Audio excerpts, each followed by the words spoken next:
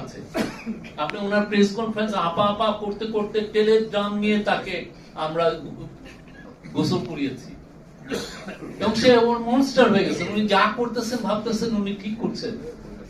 30-40-50 জন বড় বড় সাংবাদিক এসে ওনাকে তেল দিচ্ছেন, উনি গুম করছেন, গুম জননী হচ্ছেন, কেউ একটা শব্দ বলে না। এবং যে ছেলেটা গুম হচ্ছে তার নামে আরো বাজে কথাগুলো ছেড়ে দিচ্ছে যে না ওনার গুম করাটাকে জাস্টিফাই করতেছে।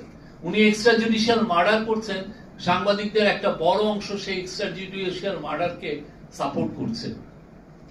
কি ভয়াবহ জার্নালিজম হচ্ছে। বাট এই জিনিসগুলো আমাদের সবার ডকুমেন্ট করতে হবে, আমরা বললেই হবে না। আমি যে বলছি এই বলাটা থাকবে না, আমাদেরকে খুব ভালো রিসার্চ করে দেখাতে হবে যে কিভাবে আমরা এই যে তাকে গুম জননী বানিয়েছি বা সে একটা চোরতন্ত্রের